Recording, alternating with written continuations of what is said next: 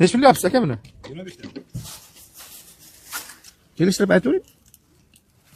Bir yildan qo'lga olingan. 1 yil oldin bunday emas edi bu. 1 yil oldin bir chiroyli Matiz olgansiz. Ani bu. Hozir ham yo'q qilmas. Aka. Ko'nglingiz girma tortmaydi. Ochiq yoyib gapiraman sizga. Xafa bo'lib chapachilik bo'lmasin. Keyin chiqadimi mashinadan? Bering. Siz nima aka? G'ayrat aka, qayerdan sizga? Kattamisiz? Ha. Ko'nglingiz 20 million-da. Hech bo'lmasa 20 million sotaman deb keldingiz. Chiqayotgan paytda aytishdi telefon qilib. 20 olmaydi.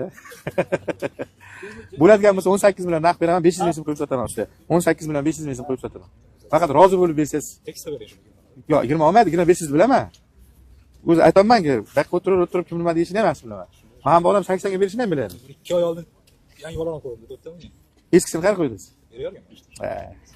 Eskisini yangini yechib oling demoqchi edim. Ha, aka, buni qarang, men boya oqallanib keldim, nima yeganimni aytmayman. Hamma narsani aytib o'rsangiz bo'lmaydi-da.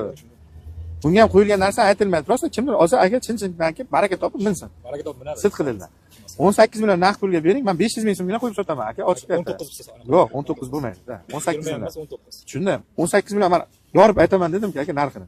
Bo'ladigan narxi holatiga qarab 18 million naqd pulni oling, 500 ming so'm ko'zingiz oldida qo'yib sotaman shu mashinani. Rizqim 500 ming so'm, faqat rozi bo'lib bering. Baraka aka.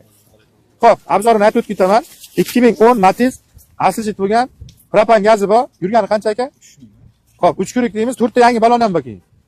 18 million olindi. Kim olsa 18 million 500 ming so'm. Oluvchi mard bo'lsa ko'rsin. Bo'lmasa Asadjon, buni shunday registratsiya qildirdi akani, olib qo'ymoqchiman.